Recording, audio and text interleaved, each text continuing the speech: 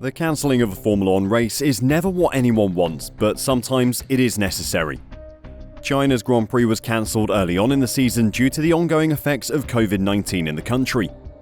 This weekend's Emilia Romagna Grand Prix has been cancelled due to the flooding in the region. And next weekend's Monaco Grand Prix is also at risk of cancellation. Stick around as we give you the reasons why the Monaco Grand Prix may be cancelled, as well as an update on the Emilia Romagna Grand Prix potentially being rescheduled. With the Emilia Romagna Grand Prix cancelled, I'm sure you're all now looking forward to next weekend's race in Monaco. The event's glitz and glamour may be more impressive than the actual racing. The qualifying might be where the race is won and lost, but watching Formula 1 is the perfect way to spend any weekend. But there may be a bit of a problem with that though. You see, the teams currently have all their equipment at the Imola track, which is currently almost completely underwater, as are all the surrounding roads and much of the local region. While the actual paddock is above the waterline at the moment, the F2 and F3 paddock are currently under a few feet of water, but this is just the start of the problems in the area. 9 people have been killed and several are missing after heavy rains caused flooding in Italy's northern Emilia-Romagna region. About 10,000 people have been evacuated, and some had to be rescued from roofs by helicopter. The authorities say 14 rivers have broken their banks, flooding 23 towns.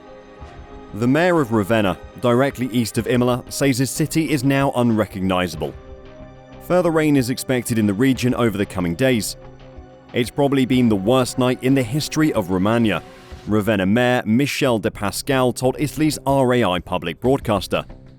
Ravenna is unrecognizable for the damage it has suffered. The mayor of nearby Forlì, just southeast of Imola, said his city was on its knees, devastated and in pain, AFP news agency reported. To the northwest of Imola, in Castel Bolognese, the mayor said the situation was catastrophic. Thousands of people living in single-floor homes needed to be rescued, the mayor added.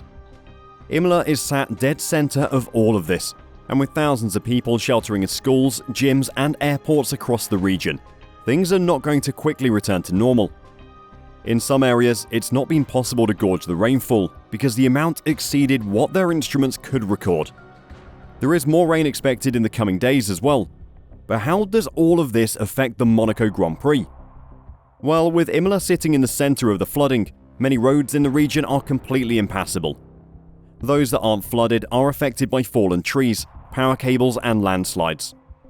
The local emergency services are already stretched beyond breaking point, with backup coming from across the country. The situation facing the Formula 1 teams at the moment is that they need to leave a flooded race circuit with hundreds of tons of incredibly expensive and difficult to transport equipment. They then need to transport all of that gear roughly 310 miles to Monaco through the spine of the Emilia-Romagna region.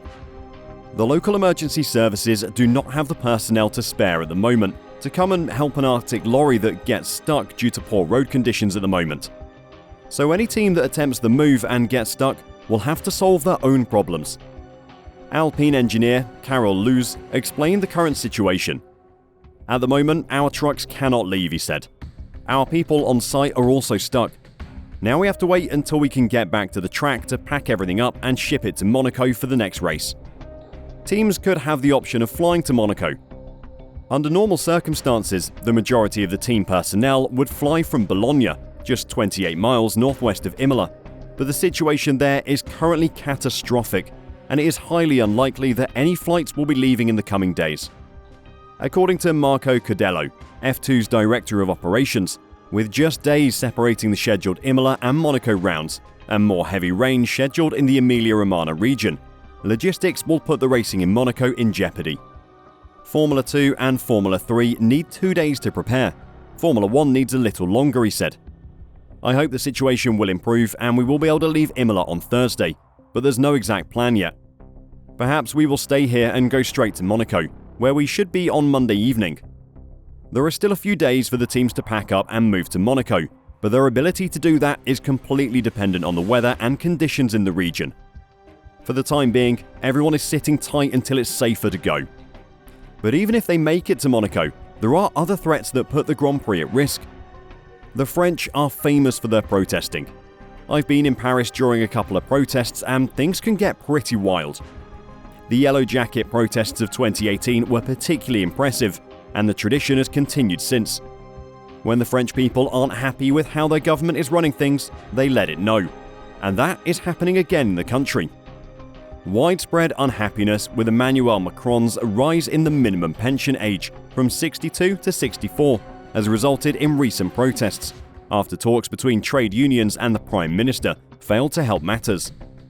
With the government pushing through pension changes without a parliamentary vote, strikes affecting transport, schools and refineries have already taken place, with Sophie Binet, the leader of the CGT trade union, calling for further action from the French public.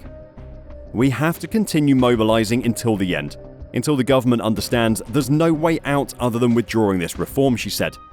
We can't move on to anything else until this reform is repealed. In late April, the CGT energy unions announced a planned 100 days of action and anger, in particular targeting high-profile events like the Cannes Film Festival and the Monaco Grand Prix. Macron has promised 100 days to appease. We promise him 100 days of action and anger. The time is far from resignation, the unions of the National Federation Mines Energy said in a statement. The group confirmed plans to continue with energy disturbances, targeting the location of Macron during scheduled trips. In May, do what you please.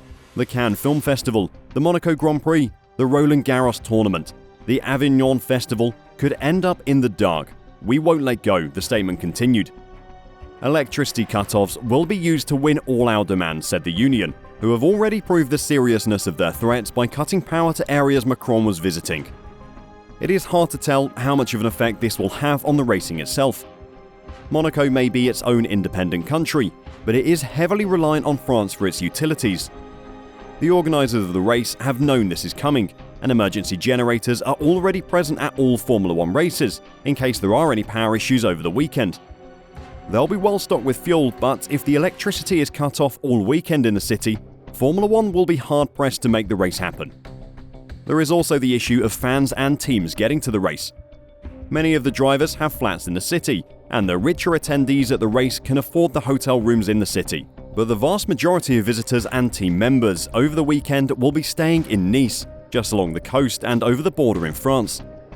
The exact plans for the blackouts aren't known, but you can bet that the train line between Monaco and Nice will be severely affected by any industrial action. If you are planning on visiting Monaco for the race weekend, I wish you the best of luck, and do your best to stay updated with the news. My fingers are crossed that you have a great weekend.